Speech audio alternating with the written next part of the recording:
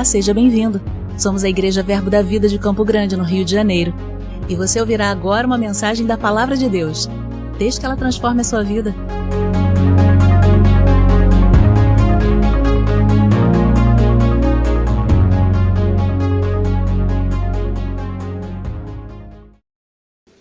Glória a Deus. Deus é bom em todo tempo Ele é bom. Amém, irmãos? Uma boa noite, a graça e a paz do nosso Senhor Jesus Cristo. Nós estamos em mais um culto de domingo, um culto onde nós falamos sobre os fundamentos, né? Irmãos, nessa noite o nosso tema é redimidos e pensando sobre o assunto, o Senhor começou a ministrar algumas coisas no meu coração. Algumas vezes o Senhor tem feito algumas coisas diferentes na hora de me comunicar algumas coisas, e eu creio, né, que nós vamos caminhar para um bom lugar. Eu creio que você vai ser edificado, Deus vai posicionar algumas coisas no seu coração. O meu convite para você é para que você fique muito ligado para aquilo que o Senhor vai ministrar, porque existem algumas coisas que talvez sejam um pouco mais práticas, outras sejam um pouco mais doutrinárias, mas em todo tempo o Senhor vai nos conduzir para um lugar central, que é o lugar que Ele tem para mim e para a sua vida. Amém? Quando falamos sobre ser redimidos, né, ou sobre a redenção, principalmente se você já estudou no Centro de Treinamento Bíblico Rema Brasil, se você ainda não cursou essa escola, você não sabe o que está perdendo. Amanhã você tem aula aí às 8 horas da noite com a professora Areta, depois você procura informação com o pessoal lá na secretaria, ou você pode me procurar também, glória a Deus, não tinha como passar batido. Mas quando falamos sobre isso, a gente aprende, por exemplo, na matéria, a primeira matéria do ano foi ensinada pela professora Rosana Lira, Realidade da Nova Criação, trata muito sobre esse aspecto da redenção, e a gente aprende sobre o aspecto legal e o aspecto vital. O que é isso? A nossa redenção, ela tem um aspecto legal e um aspecto vital. O que é um aspecto legal? O aspecto legal é você ter consciência daquilo que Deus já fez por você. Deus enviou Jesus na cruz do Calvário para que você fosse rico, próspero, sarado, para que você fosse filho de Deus. Você é nação santa, sacerdócio real, povo de propriedade exclusiva do Senhor. Amém? Deus entregou Jesus na cruz do Calvário para que você tivesse direito legal a todas essas coisas. Deus não fez as coisas de qualquer forma. Ele cumpriu um preço legal na cruz do Calvário. Jesus foi feito propiciação pelos nossos pecados. Amém, queridos? Mas, todavia, apesar disso ser um aspecto legal, é um direito nosso, existe um aspecto vital, que é quando você usufrui daquelas coisas. Porque apesar da Bíblia dizer que Jesus levou sobre si todas as enfermidades, de vez em quando um sintoma da enfermidade pode vir bater na porta da sua casa. Você pode ser, segundo as Escrituras, rico, na verdade você é rico e próspero, suprido em cada uma das suas necessidades, mas muitas vezes nesse mundo natural ainda podemos passar por circunstâncias na nossa vida financeira. Em todo tempo você vai lidar com algum tipo de desafio, e esse desafio ele é contrário àquilo que Jesus já cumpriu por você na cruz do Calvário. Você foi comigo até aqui? Esse preço ele foi pago. É muito interessante, porque a gente, certa vez, pouco tempo na verdade atrás, eu estava conversando com uma pessoa, veio tirar algumas dúvidas comigo e falou: mas isso aqui não parece ser um pouco incoerente? Para pensar, porque se Jesus já pagou o preço, você já é curado, você não vai ser curado, você já é curado, no final das contas, você dizer que está passando por um momento de um sintoma de enfermidade é algo incoerente. Olhando num primeiro momento, você pode ficar um pouco confuso. Eu sempre gosto de olhar para essas coisas e entender que existem duas realidades que coexistem, ou seja, elas existem ao mesmo tempo, uma realidade natural e uma realidade espiritual. Eu vou te perguntar de uma forma bem simples, mas Deus habita aonde? Aonde Deus habita? Um de cada vez para não ter briga. Onde Deus habita? Habita onde? Em nós, no nosso espírito. Ele não habita no céu, não? No céu ou em nós? Tempo! Você ficou na dúvida? Onde é que Deus habita? Deus habita no céu ou Deus habita em nós? Não parece um pouco incoerente? Você agora, você está onde? Eu sei que é uma pergunta muito complexa, Mas assim, se você quiser participar, não tem problema. Aonde você está agora, nesse exato momento? Tem certeza?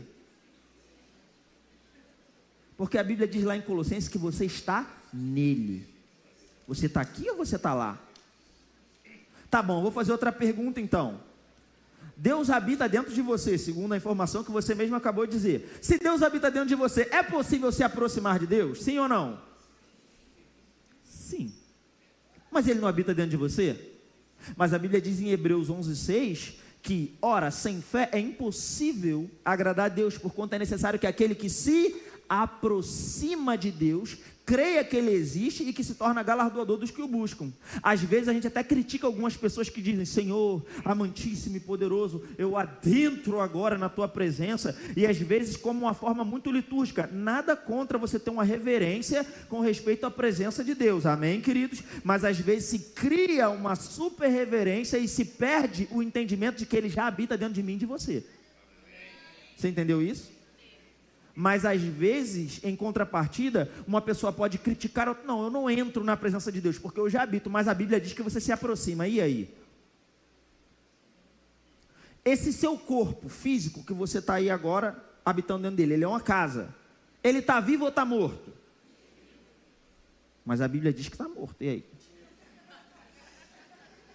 Romanos capítulo 8, versículo 10, o apóstolo Paulo vai dizer que o corpo está morto por causa do pecado, e o espírito é vida por causa da justiça. Está morto ou está vivo? Na realidade, Paulo diz que esse corpo está morto. Já o apóstolo Tiago, na sua epístola, no 2º capítulo, ali no versículo 26, ele vai dizer que a fé sem obras é como um corpo sem espírito, ou seja, um corpo humano sem um espírito humano, ele estaria morto. Essa é a morte física. Mas Paulo diz que o corpo está morto, e Tiago está dizendo que o corpo, enquanto o espírito mora dentro dele, está vivo. Está morto ou está vivo, no final das contas? É um paradoxo. O pastor, estou exausto. Por que eu estou dizendo isso? Porque uma coisa pode parecer incoerente de acordo, ou dependendo da perspectiva que você tiver. Agora, o que você tem que entender é que uma realidade não anula a outra. As duas realidades coexistem. Agora entenda, existe um aspecto legal, é seu direito, Deus prometeu, Ele habita dentro de você, você habita nele nos céus, você é curado, você é rico, você é próspero, e existe um aspecto vital, que é quando você agarra isso e traz isso para o natural. Agora, a questão é que uma vez que você nasce de novo, esse processo, ele não é automático no sentido de você estalar um dedo, você entregou a vida para Jesus e tudo aconteceu. Se fosse assim, a gente, ao entregar a vida para Jesus, nós éramos retirados da terra e levados para o céu. Mas ainda estamos aqui, e agora nós vamos passar por uma coisa que as pessoas geralmente não gostam muito, chamada processo. Se eu fosse dar um nome para essa ministração, seria o processo da redenção. Não é uma palavra que as pessoas se animam muito de ouvir, mas nós vamos entender algumas coisas pela palavra, e a gente vai caminhar para um bom lugar, amém? E eu queria convidar você a abrir a sua Bíblia lá no livro de Êxodo, por favor, no capítulo 13.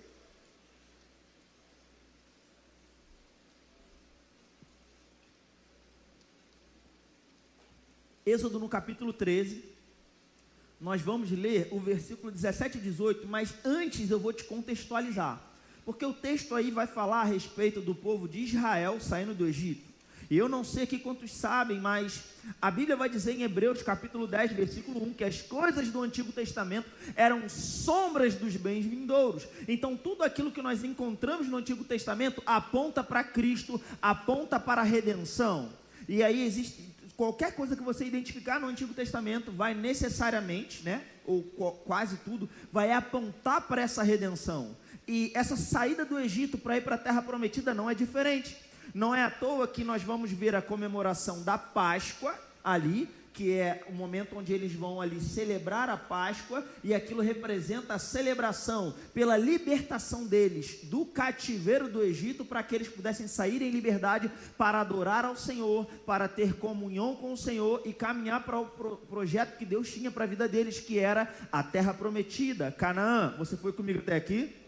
O apóstolo Paulo, em 1 Coríntios, capítulo 5, versículo 7, ele chega a dizer literalmente que Cristo é o nosso Cordeiro Pascal. Você bem sabe, estamos chegando próximo da Páscoa, e a Páscoa não é representada pelo coelhinho da Páscoa ou pelo chocolate. O coelhinho, na verdade, nem deveria ser da Páscoa, na verdade.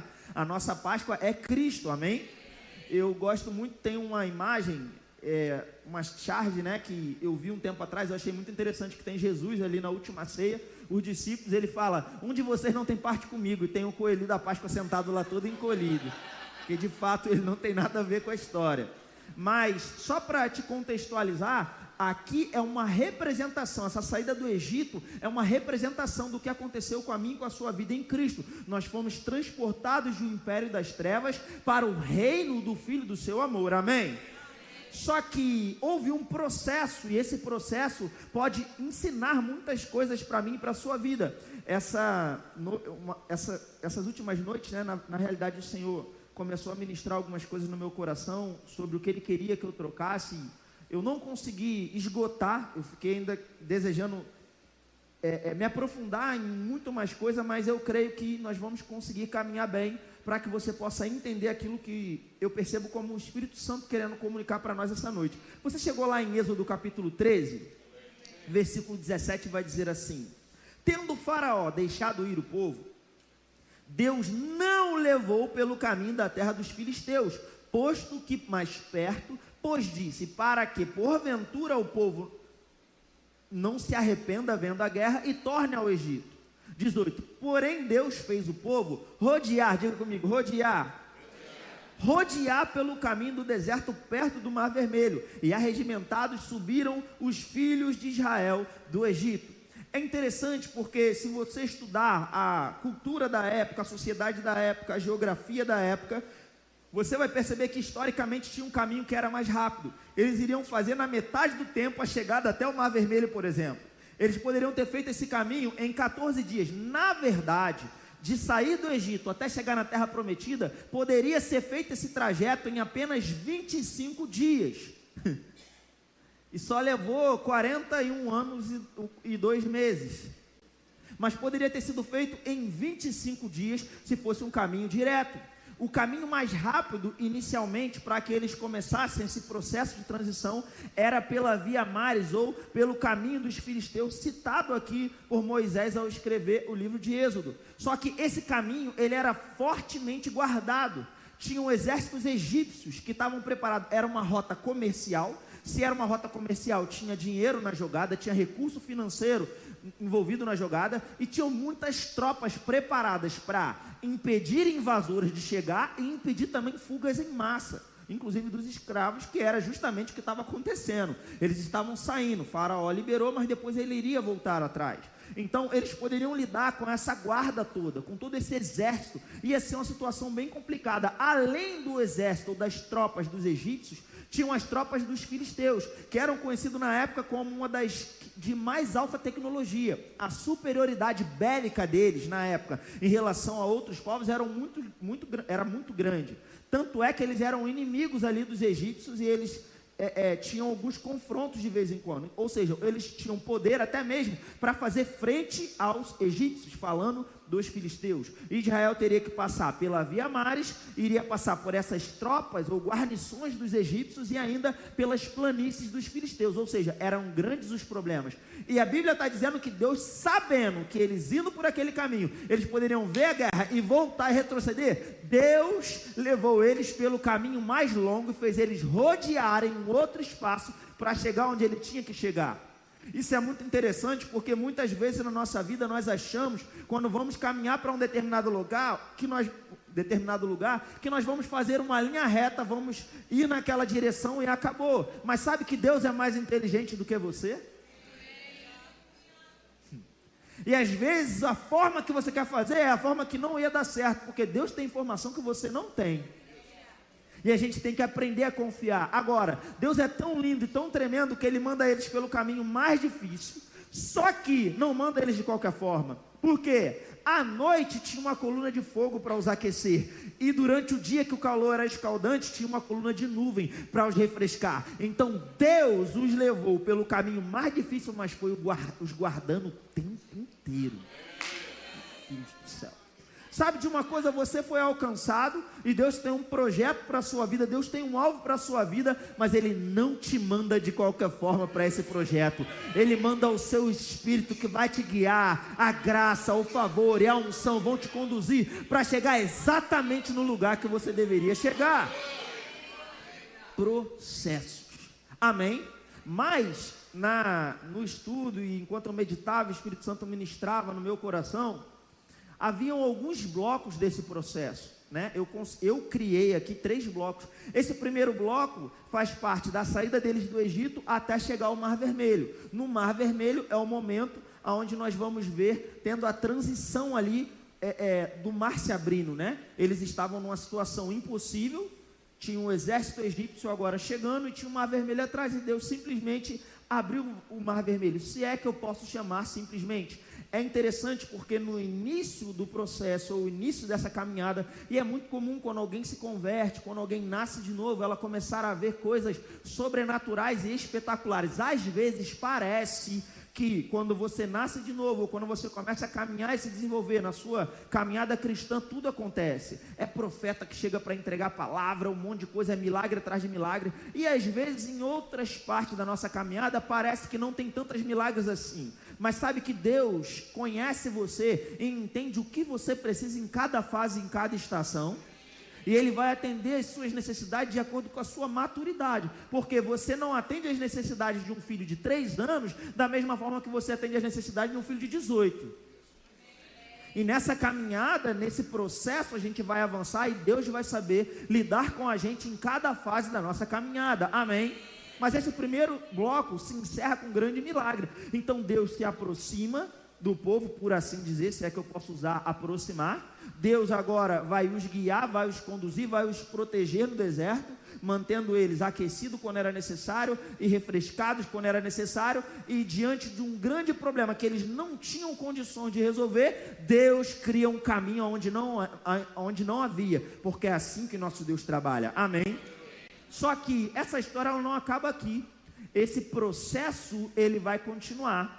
E dentro desse processo nós vamos ver que ao atravessar o Mar Vermelho, eles vão chegar agora na região do deserto de Sim. Eu tive agora pesquisando, eu ainda vou mergulhar melhor dentro dessa parte de geografia, mas eu tenho certeza que vai ser o suficiente aqui para você entender. E eu separei algumas coisas aqui, algumas informações importantes sobre essa caminhada, porque eles entraram agora pelo deserto de Sim, e depois eles chegaram no deserto de Parã, lá em Cádiz Barneia, Cádiz Barneia, aonde eles vão acessar a terra prometida pela primeira vez. Então vamos lá, eles saíram do Egito, passaram pelo deserto, chegaram no Mar Vermelho, atravessaram o Mar Vermelho, chegaram num outro deserto, e agora eles vão caminhar até chegar para tomar posse da terra prometida. Você foi comigo até aqui? Então estamos num segundo bloco desse processo. Esse segundo bloco poderia ser realizado, ou poderia ser desenvolvido em 11 dias. Depois que eles atravessaram o Mar Vermelho, eles poderiam ter levado 11 dias até chegar lá no acesso em Cádiz Barneia para a terra prometida. Mas na realidade eles levaram cerca de um ano e 2 meses. Eles poderiam ter levado em 11 dias, mas eles levaram 1 ano e 2 meses. Eu amo quando o irmão Reagan fala sobre alguns momentos que ele recebeu instruções do Senhor e ele teve que aprender a ter maturidade para lidar com os tempos e as estações, porque não basta saber o que é para fazer, mas precisamos saber como fazer e quando fazer. Muitas vezes pessoas se precipitam, porque eles entendem que Deus deseja que eles façam algo, mas eles entendem quando Deus dá o comando, eles correm naquela direção sem entender como fazer e quando fazer, e aí vão ter problemas. Amém? Moisés, por exemplo, nós vamos ver que ele começa a entender que ele deveria agir em relação a Israel, que estava sofrendo ali debaixo de escravidão, e ele tenta do jeito errado, ele vai matar o egípcio, e aquilo gera um grande problema para ele, e ele tem que fugir, e vai levar 40 anos até ele ser amadurecido e preparado para poder voltar e cumprir o projeto que Deus tinha para ele desde o início. Mas eu creio, irmão, em nome de Jesus, você não vai se precipitar e você não vai precisar perder tempo, amém? Você vai ser preciso para seguir o que, como e quando. Mas eles levaram 1 ano e 2 meses, e nesse 1 ano e 2 meses, Deus realizou com eles um processo. Eles passaram por determinadas áreas. Eles passaram, por exemplo, pelas minas egípcias lá na península do Sinai. Aliás, a península do Sinai, a parte ali onde eles passaram geograficamente, era um lugar rico em madeira, em metais. Madeira, inclusive, a famosa madeira de acácia, que foi utilizada para a construção do tabernáculo, dos utensílios do templo.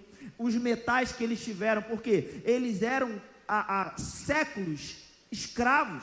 Eles não tinham capacidade e poderio militar, eles tiveram que desenvolver isso, e Deus sabia disso. Imagina, eles todos saindo como escravos e indo direto para uma batalha. Deus poderia destruir todos os inimigos, mandar um raio, dar a terra para eles, poderia, mas Deus trabalha com processos, porque não é só sobre o que Ele pode fazer, mas quem você se torna enquanto Ele faz o que Ele tem para fazer.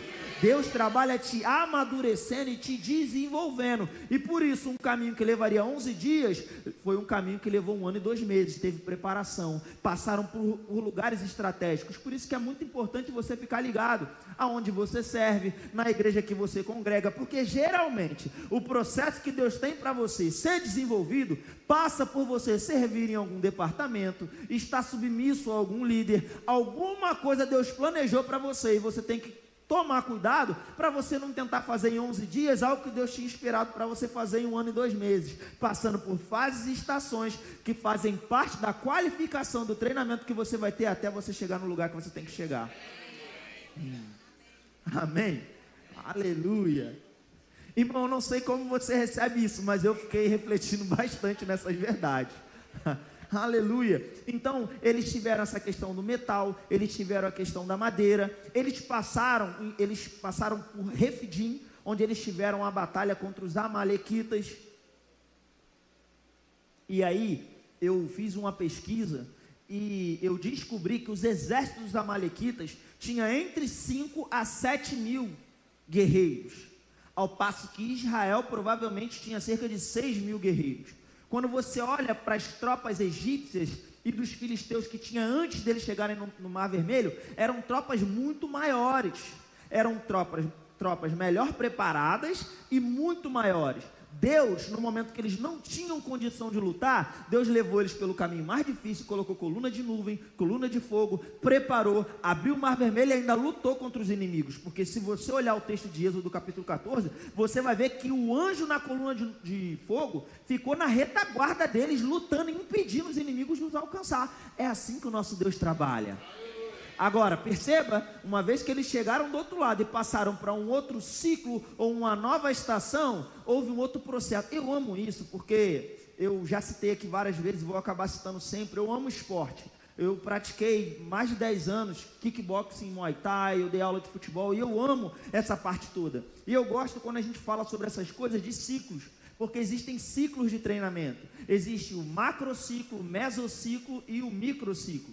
Quando eu vou treinar alguém numa arte marcial, eu tenho uma competição daqui a 3 meses. Então eu crio um macrociclo de 3 meses. Mas aí eu preciso criar um mesociclo de 1 mês. Então vão ser 3 mesociclos. E dentro de cada mesociclo eu tenho a semana que vai ter um microciclo. Então naquela semana eu vou treinar uma determinada valência, eu vou treinar agilidade, eu vou treinar a força, eu vou treinar o impacto, eu vou treinar determinado fundamento. E eu vou construindo isso sempre com foco no projeto final, na data-alvo ou no lugar-alvo, o evento-alvo, que nesse caso seria uma competição. Você entendeu isso?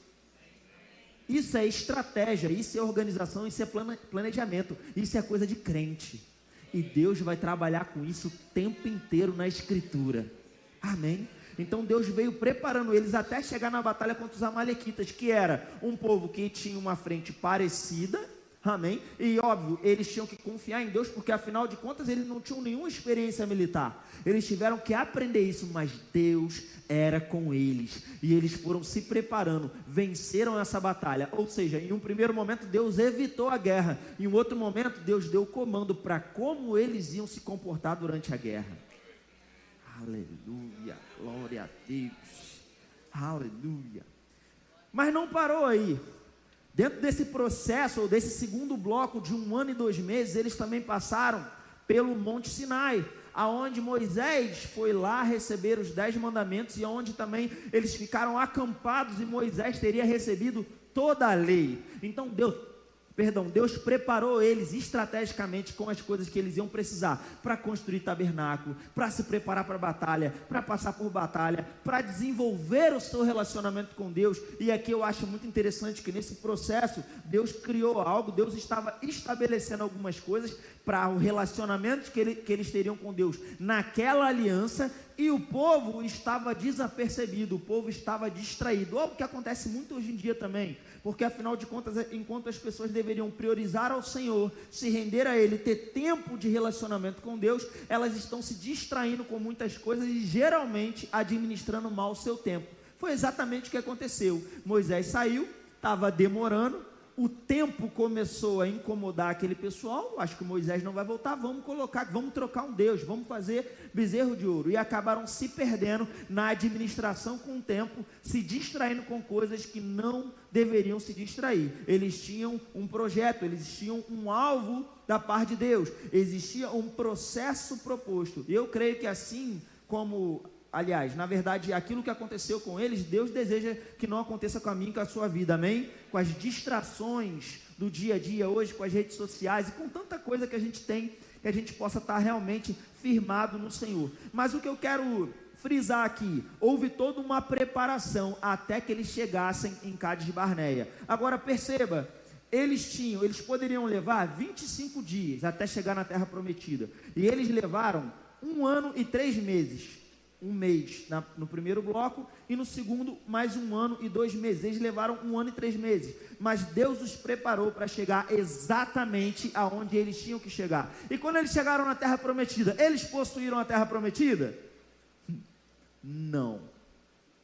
E isso também é muito interessante, porque Deus veio os preparando, veio os moldando e forjando dentro de um processo, mas quando chegou na hora, eles não conseguiram conquistar. Por quê? Será que é porque eles não passaram por onde tinham que passar? Não. E aí vem uma parte final aqui que eu queria começar a tratar com você, é a mentalidade.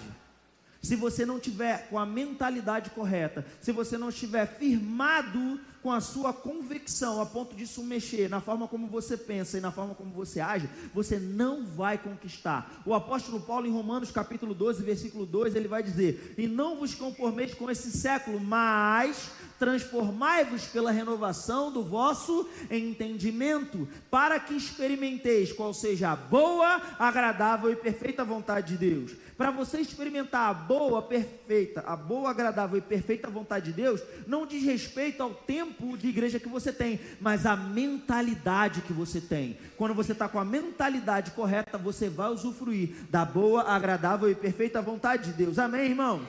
E eles não possuíram a terra por causa da sua incredulidade. Por conta disso, eles tiveram que passar por um outro processo. Assim como Moisés, que perdeu a oportunidade de fazer a coisa do jeito certo, ele precisou passar por um processo de uma outra forma e voltar 40 anos depois para cumprir aquilo que foi determinado. É interessante porque agora eles, por conta da sua incredulidade, Deus vai dizer: então, vocês vão ficar agora 40 anos no deserto, e aqueles que foram incrédulos não vão entrar na terra prometida, e eles vão passar por um outro processo agora de 40 anos para que voltem à terra prometida, e nesse caso eles vão possuir a terra. Agora olha que interessante, a promessa foi feita enquanto eles ainda estavam no Egito, aspecto legal, mas para eles usufruírem e chegarem no aspecto vital, havia um processo. Possa ser que eles, pensando de maneira natural, eles desejavam em 25 dias chegar lá e assumir o lugar que era seu por direito, mas Deus os levou em uma caminhada para que eles pudessem ser preparados e chegar da melhor forma possível. Algo que poderia levar 25 dias, levou 1 ano e 3 meses. Não precisava levar 41 anos e 3 meses. Poderia ter levado 1 ano e 3 meses. Porque se Deus guiou eles até a terra prometida, você acha que Deus não ia dar a terra? Deus já havia prometido. E eu quero te perguntar essa noite, o que Deus tem te prometido? O que Deus tem para a sua vida nesse tempo e nessa estação? Será que você está atento aos processos? Ou será que você está achando que você vai numa linha reta e vai chegar onde você tem que chegar? Queridos, que bom se sempre fosse assim. Como diria Mark Blackwelder, às vezes nós queremos, os nossos patinhos na lagoa, todo mundo atrás da mamãe pata, aquela linhazinha e tudo do jeitinho que a gente espera, do jeitinho que a gente gosta. Mas às vezes Deus te leva para um lugar onde você não fica confortável, mas é para o seu crescimento. Às vezes justamente a pessoa que vai te ajudar a chegar no próximo nível é aquele que você não quer estar perto, não quer servir porque ele tem um perfil diferente do seu, mas é ele que Deus vai usar para te afiar e chegar onde você não consegue com a capacidade que você desenvolveu até agora. Amém? E eu quero convidar você a abrir a sua Bíblia lá no livro de Números. Números capítulo 13. E eu quero mostrar alguns textos aqui para você de maneira bem breve. Números capítulo 13, versículo 27. Números 13, 27. Você chegou lá? Depois a gente vai para Josué 14. Números 13 primeiro. Números 13, 27 vai dizer assim: depois deles terem espiado a terra, então eles chegaram a Cádiz Barneia, chegaram ao acesso da terra prometida, depois de passar por um processo onde Deus os preparou e os afiou. E aqui vai dizer assim: relataram a Moisés e disseram: fomos à terra que nos enviaste, verdadeiramente mana leite e mel, este é o fruto dela.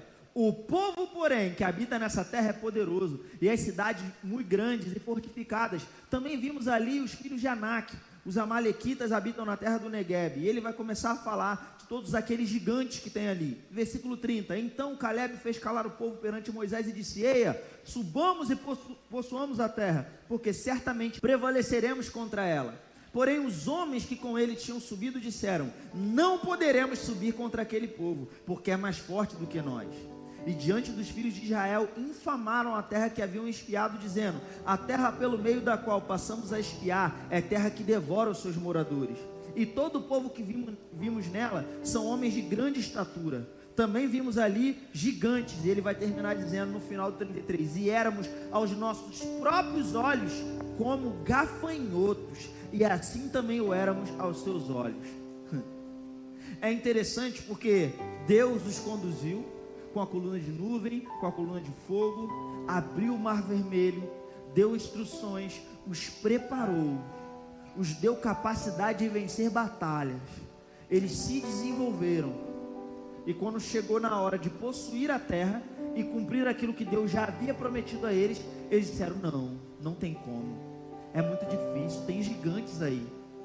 Nós somos gigantes, nós somos gafanhotos para eles. Eles vão ver a gente como gafanhoto. Nós somos gafanhotos aos nossos próprios olhos e aos olhos deles também. Eles estão vendo a gente como um simples gafanhoto que vai lá e dá um pisão. Não tem como possuir essa terra. E é impressionante como Deus trabalha sempre nos dando projetos e visões que são maiores do que a nossa própria capacidade parece alcançar. Parece que o recurso não dá, parece que a minha inteligência, ou a minha posição social, ou o conhecimento que eu tenho, ou alguma coisa que aconteceu na minha vida, parece que sempre tem alguma coisa impossibilitando a gente chegar no lugar que Deus tem pra gente. Mas é porque é assim que Ele trabalha. O poder dele se aperfeiçoa aonde nós temos limitações, fraquezas. Ele diz: o meu poder se aperfeiçoa na sua fraqueza. Mas o que impediu aquele povo de receber a terra prometida, ou de possuir a terra prometida, não foram os gigantes. Como diria o irmão Reagan no seu livro Você Pode Ter o que Você Diz, não foram os gigantes que impediram os filhos de Israel de possuir a terra prometida. Não são grandes coisas que estão impedindo os filhos de Deus de possuírem as promessas de Deus para a sua vida. É a sua forma de pensar, crer e falar. Pensar, crer e falar. Você pode repetir isso: pensar, crer e falar. E a gente vai ver isso aqui na vida de Caleb. Vá comigo para Josué capítulo 14. Josué capítulo 14, versículo 7. E eu vou te mostrar agora o mesmo Caleb que tinha falado lá atrás: ei, vamos possuir a terra, e não possuiu por causa da incredulidade do povo. E isso mostra a importância de você observar com quem você anda. Caleb estava cheio de fé, Josué também. mas ficaram 40 anos tendo que esperar para possuir algo por causa das pessoas que estavam andando junto com eles. Por isso é importante, como igreja, nós falarmos as mesmas coisas, crermos nas mesmas coisas, temos a mesma visão, a mesma disposição, amém?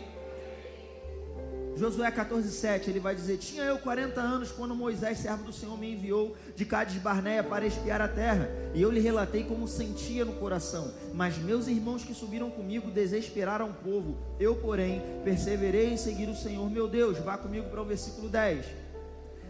Eis agora o Senhor me conservou em vida como prometeu. 45 anos há desde que o Senhor falou essa palavra a Moisés, andando Israel ainda no deserto, e já agora sou de 85 anos, estou forte ainda hoje, como no dia em que Moisés me enviou. Qual era a minha força naquele dia? Tal ainda agora para o combate, tanto para sair a ele como para voltar. Agora, pois, dai-me esse monte que o Senhor falou naquele dia. A mentalidade, o posicionamento, o jeito de falar de Caleb era diferente. Ei, não é porque algo foi prometido a você que você vai receber aquilo que foi prometido. A sua posição, a sua forma de pensar, de falar e o seu comportamento vai definir o que você vai ter ou não, mesmo que já tenha sido prometido pelo Senhor a você. Agora, e os inimigos estavam vendo eles como gafanhoto, mas não estavam mesmo. Você vai agora voltar comigo para o versículo 2 de Josué para a gente encerrar. Josué capítulo 2, versículo 9, nós vamos ver agora Raabe falando algo, e ela vai citar inclusive como eles se sentiram da primeira vez que eles apareceram. E eu quero chamar a sua atenção, porque se antes eles chegaram a Cádiz Barneia, eles teriam um acesso, geograficamente seria um acesso mais simples. Quando eles chegaram da outra vez foi por Jericó, em outra posição geográfica, uma muralha absurda, que não tinha como ser transposta. Agora deixa eu te dizer, o mesmo Deus que guiou de um jeito, guiou do outro, e não importa se a dificuldade é maior ou menor, se Deus está no comando, se Ele está dando a instrução, não importa, você vai vencer batalha, você derruba a muralha, você faz o que tiver de ser. E os seus inimigos sabem quem você é, querido. Josué capítulo 2, versículo 9, Raabe vai dizer assim, e lhes disse: bem sei que o Senhor vos deu essa terra, e que o pavor que infundis caiu sobre nós, e que todos os moradores da terra estão desmaiados, porque temos ouvido que o Senhor secou as águas pelo mar vermelho diante de vós, quando vocês saíram do Egito, e também o que vocês fizeram aos 2 reis dos amorreus, Sehon e Og, que estavam além do Jordão, os quais vocês destruíram. Ei, eu quero chamar a sua atenção, porque eu sei que na sua vida Deus já abriu algum mar vermelho, você já venceu alguma batalha, você sabe o Deus que você serve, e o diabo também sabe. Versículo 11, ouvindo isso, desmaiou-nos o coração, e ninguém mais há ânimo algum, por causa da vossa presença, porque o Senhor nosso Deus é Deus em cima nos céus e embaixo na terra. Ei, meu irmão, deixa eu te dizer uma coisa, o diabo está olhando para você e já sabe, a única coisa que ele pode fazer é tentar te convencer de ficar com medo para você retroceder. Então fica atento, se agarre aos processos, seja preparado, se levante, tenha a forma de pensar e de falar correto e avance, porque o diabo vai olhar para você e vai ficar desmaiado, porque o seu Deus é Deus no alto no céu, mas Ele é Deus aqui embaixo na terra também. Aleluia, aleluia, amém e amém.